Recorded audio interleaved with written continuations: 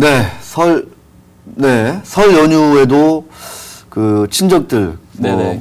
고향 내려가서 물가 얘기 참 많이 했을 것 같습니다. 네, 그렇습니다. 역시 연초부터 급등한 물가가 꺾이지 않고 2월이 지나서 한참 지났지만 계속 오름세를 지속하고 있는데요. 특히 식품 가격, 그다음에 네. 우리 상황과 밀접한 연관이 있는 식품, 그다음에 에너지, 네네. 이런 가격들이 상당히 많이 지금 오르고 네네. 있습니다. 네. 그래서 지금 울상인데 이 주식시장에서는 이에 따라서 희비가 엇갈리죠. 네. 이런 인플레에 수혜를 입는 기업 아니면 피해를 보는 기업들 이게 네. 달라지는데 네.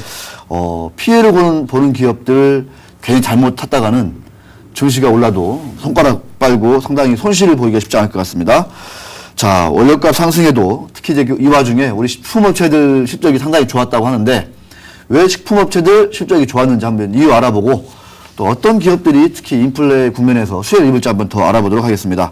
우리 머니투데이의 그 김희정 기자 전화 연결되어 있습니다. 안녕하십니까? 네, 안녕하세요. 네, 어떻게 설 연휴 잘 보내셨습니까? 네, 덕분에 잘 보냈습니다. 네. 잘 보내셨어요? 네, 저도 뭐 아주 짧게 전주 고향도 갔다 오고 잘 보냈습니다. 보람있게. 자, 이 원료값이 많이 지금 오르지 않습니까? 그런데 이 식품업체들이 실적이 좀 좋다. 배경은 어떤 겁니까? 원료 가격이 올라서 식품업체들의 실적이 좋아질 수는 없고요. 네. 어쨌든 원가 부담이 높아지는 거는 수익에는 부정적인 영향을 미칠 수밖에 없기 때문이죠. 그렇지만 그 가격 인상의 영향이 상대적으로 적은 기업들의 경우에는 곡물 가격 랠리에도 비교적 영향을 덜 받고 탄탄한 실적을 유지하고 있습니다. 그러니까 한마디로 얘기하면 그 원료 가격 급등에 영향을 덜 받는 식품업체들 위주로 실적이 좋다.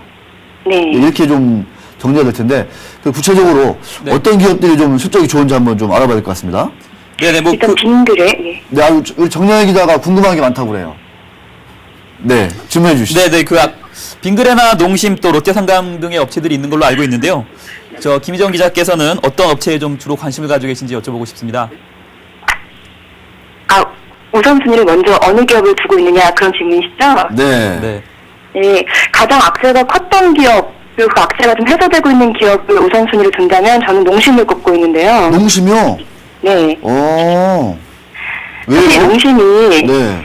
굉장히 투자자들의 마음을 그러니까요. 아프게 했던 기업입니다. 지난 1년 동안. 그렇죠.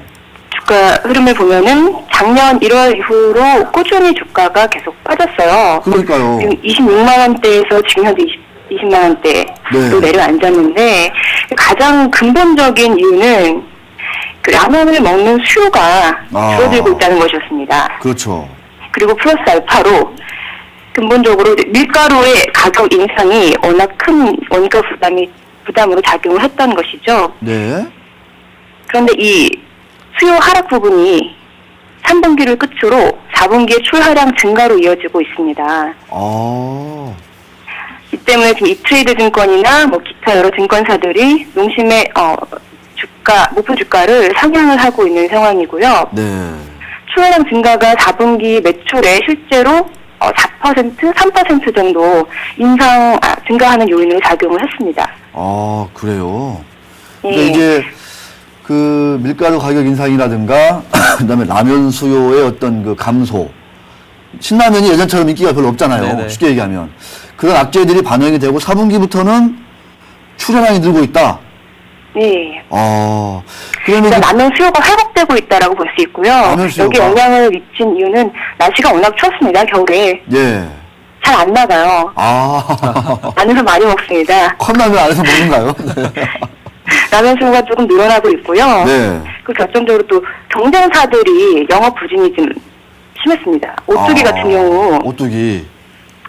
그 출고가 할인율이라는 게 있는데요. 네. 이 공장도 가격으로 뭐 소매나 도매의 물건을 팔 때 어느 정도 할인율을 적용해서 물건을 내놓느냐에 따라서 이 소매 가격, 소비자가 실질적으로 구매하는 가격이 달라지는데요. 네. 오뚜기 같은 경우는 이 할인율을 낮춰서 실질적으로 소비자들이 구매하는 가격이 높아지는 결과가 발생을 하고 있습니다. 그럼 경쟁사인 농심 같은 경우는 가격 경쟁력이 더 생기는 거죠. 그렇군요. 물론 농심이 가격이 오뚜기보다는 더 비싸지만 상대적으로 가격 차이가 줄어드니까 소비자 네. 입장에서는 조금 더 프리미엄 가격을 주고 농심을 먹는 게 낫다. 이런 쪽으로 지금 수요가 선회할 수도 있는 거죠. 야, 그렇게 바뀌는 거군요. 예, 이게 농심 상당히 입장에서는 어쨌든 호재입니다. 네, 이 식품업체를 오래 출입한 전문 기자 아니면 네네. 상당히 소화하기 힘든 얘기를 지금 막 네네. 즉흥적으로 해주고 있는데 그 농심홀딩스 지주회사 있잖아요, 지주회사. 네.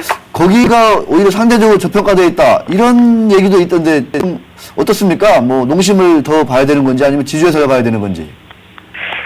지주회사가 상대적으로 저평가되어 있는 것은 사실이지만 네, 일단 사업회사의 실적 개선 여지를 먼저 주목을 하고 네. 농심의 실적이 확실히 탄탄히 턴어라운드 한다던가 증가하는 것을 보고 나서 홀딩스로 관심을 가지는 게 네. 순서가 맞다고 생각을 합니다. 저는. 네, 그렇군요.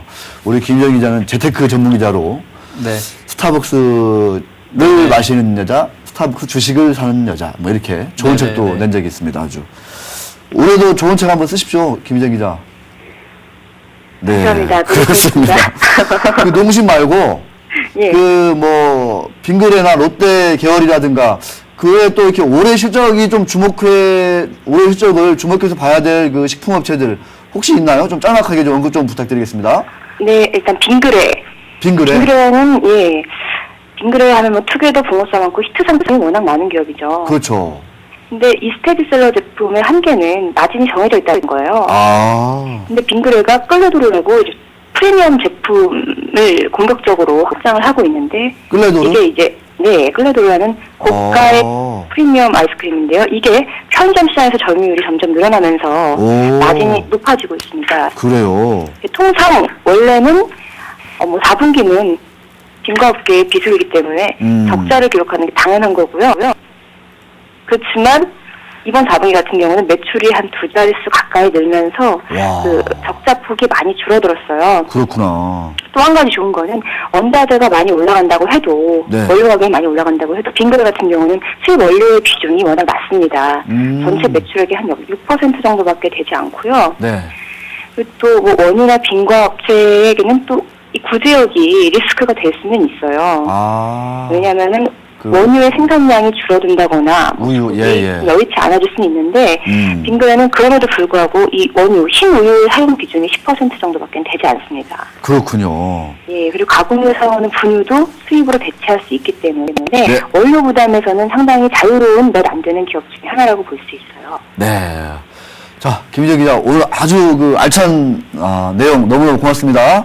네, 네, 계속 좀 찾아주십시오. 고맙습니다. 감사합니다. 네, 올해 건강하시고 몸도 많이 챙기시고 우리 김희정 기자 바쁘셔가지고 워낙 네네. 바빠요, 진짜 여기저기.